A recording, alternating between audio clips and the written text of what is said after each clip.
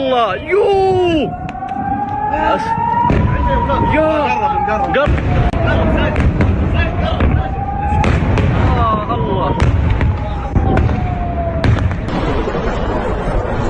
No. Oh, God. Black rain is falling over Tehran. This is not a metaphor, but a literal description. After American and Israeli strikes ignited Iran's oil storage facilities, massive clouds thick with petroleum residue have drifted across a city of 9 million people, dimming the sky and blocking out the sun. Sewage lines are reportedly burning, and flames are running through the streets like rivers. Meanwhile, in Washington, the man who authorized the operation picked up the phone, called ABC News, and calmly declared that he is not worried about anything.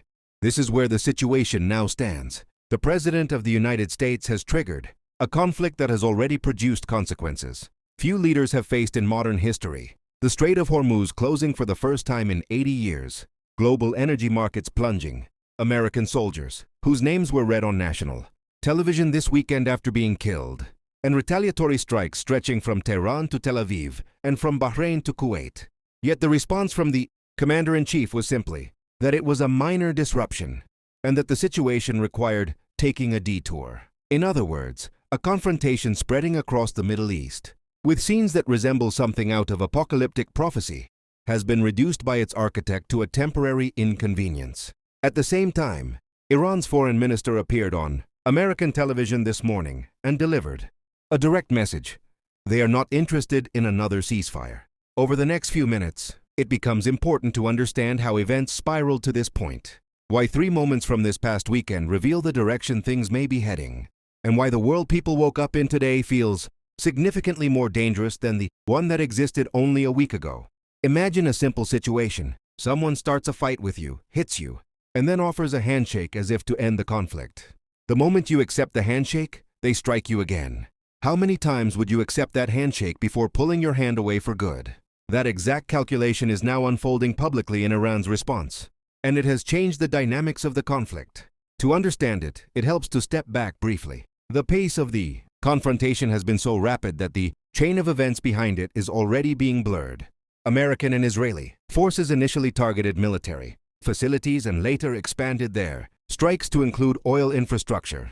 Independent investigations reported by Reuters, CNN, and the New York Times indicate that one strike hit an elementary school in southern Iran, killing more than 170 people, including dozens of children. Iran responded cautiously at first and accepted a ceasefire. But the attacks resumed soon afterward, striking hospitals, refineries and desalination facilities, critical infrastructure, in a region where clean water can be more essential than oil. This time Iran examined the pattern, compared it with the earlier ceasefire it had accepted, and made a different decision. The answer became a single word: no. That refusal reshaped the entire conflict. Washington's strategy had largely depended on the belief that sustained pressure would eventually force Iran to back down and that the political system there would fracture under stress. Instead, Iran escalated. Ballistic missiles and Shahed drones began striking areas around Tel Aviv, while the United States appeared to lack a clearly visible exit strategy. 3 moments from the weekend illustrate how unstable the situation has become. The first example came during a phone interview with ABC News. Donald Trump personally called journalist Mary Bruce. She asked the questions that any wartime leader would expect: whether he feared retaliation against Americans, possible terrorist attacks, or economic consequences such as rising fuel prices. His response was blunt. He said he was not concerned about anything and believed things were going well, describing the entire situation as a minor problem that required taking a detour. He even suggested that if Iran selected its next supreme leader without consulting him, that leader might not remain in power long. Rather than sounding like a detailed strategic framework, the remarks projected an image of confidence that critics interpret as detachment from the risks involved. The second moment involves Senator Lindsey Graham appearing on morning television programs, wearing political hats with slogans such as Free Cuba and Make Iran Great. Again, he framed the conflict in sweeping ideological terms. He suggested that global campaigns against adversaries were expanding and implied that Iran would eventually fall, while Cuba could become the next focus afterward. In the middle of an ongoing war, a senior American senator appeared to promote the idea of future conflicts on national television, while also telling Arab partners that participation in the current confrontation would be necessary if they wanted strong agreements with Washington. The third moment was quieter but still revealing.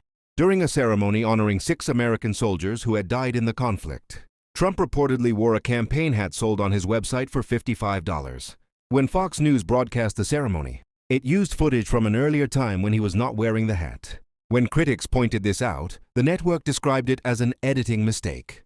For many observers, the episode raised questions about whether political branding should appear in such solemn moments. While political figures in Washington projected confidence on television, Iran's foreign minister delivered a carefully measured message on the program Meet the Press. He said that during the previous round of fighting, Iran had accepted a ceasefire in good faith, but that the pause had been used to prepare further attacks. According to his statement, Iranian schools, hospitals, and water infrastructure had been struck afterward. Because of that experience, he said Iran would not accept another temporary ceasefire and insisted the war itself must end permanently. In other words, Iran concluded that restraint had not produced stability and chose a strategy aimed at making the conflict long, expensive, and politically difficult for Washington. Evidence suggests that this approach is already affecting the global economy. The Strait of Hormuz, through which roughly 20% of the world's oil supply normally travels, has effectively been closed. Tanker traffic in Kuwait has reportedly dropped to zero, and Qatar has halted liquefied natural gas production. For ordinary people far from the battlefield, the consequences may still be felt. Fuel prices, grocery costs, and retirement investments are all tied to global energy flows. Analysts warn that inflation could rise above 4% by April or May if supply disruptions continue. Once supply chains are forced to reroute and companies adapt to new shipping patterns, the damage can persist for months, even if a ceasefire is eventually reached. Looking ahead, 3 realistic paths are often discussed by analysts. One possibility is a managed de-escalation in which international pressure forces both sides toward a genuine ceasefire. Leaders would likely declare victory domestically while the deeper damage, economic, political, and diplomatic, remains unresolved. Another scenario involves regional realignment. Middle Eastern governments may begin diversifying their alliances, strengthening ties not only with Washington but also with powers such as China and India in order to avoid relying on a single security partner. The third scenario is the most dangerous: full escalation. That would mean attempts at regime change in a country of roughly 90 million people, potentially including ground operations and severe fragmentation of the global economy. The third scenario is the most dangerous: full escalation. That would mean attempts at regime change in a country of roughly 90 million people, potentially including ground operations and severe fragmentation of the global economy. One conclusion already seems unavoidable: the geopolitical structure that has held the Middle East together for decades is unlikely to look the same after this conflict. Many governments are learning a lesson about dependence and strategic risk. Placing all security expectations in one partner can become dangerous if that partner's decisions suddenly reshape the region. And that question matters because the answer will shape what happens next. If the old order was already eroding, then this conflict is not the cause of the collapse, but the moment that exposed it. For decades, the regional system functioned on a fragile understanding. American military power guaranteed security, oil flowed through predictable routes, and crises were contained before they could spread across borders. That arrangement created an illusion of stability, even while tensions simmered beneath the surface. What we are seeing now may simply be the moment when that illusion finally cracked. Look at the reactions across the region in the last 48 hours. Governments that once responded immediately to Washington signals are suddenly moving more cautiously. Some are calling for emergency diplomatic summits. Others are quietly opening communication channels with powers that used to play only secondary roles in the region. When energy routes become uncertain and military escalation looks unpredictable, every state begins calculating its own survival, rather than relying on the promises of another. Markets are reacting the same way. Insurance rates for tankers traveling near the Gulf have surged. Shipping companies are already rerouting vessels thousands of miles away from their normal paths, adding time and cost to every delivery. Energy traders are watching satellite images of ports and pipelines the way meteorologists watch storm clouds. Each new missile launch or refinery fire moves prices instantly. This is how regional wars slowly transform into global economic shocks. There is also another factor rarely discussed openly. Once a conflict reaches this level of visibility, domestic politics in every country involved begin to harden. leaders become less willing to compromise, because backing down can appear like weakness to their own populations. In Iran, the narrative has shifted from retaliation to resistance.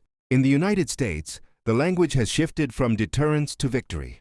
Those narratives make diplomatic off-ramps harder to construct. History shows that wars rarely expand because leaders want them to. They expand because each step creates pressures that make the next step feel unavoidable. A strike leads to retaliation. Retaliation demands escalation. Escalation creates new casualties, which in turn demand an even stronger response. The cycle feeds itself until someone finally chooses to stop it, or until the costs become unbearable. So the real issue is no longer just the missiles, the drones, or the oil markets. The deeper issue is whether the political systems on all sides still have enough flexibility left to step away from the edge. Because if they do not, the black rain falling over Tehran may end up remembered not as the peak of the crisis, but as the moment the wider storm truly began.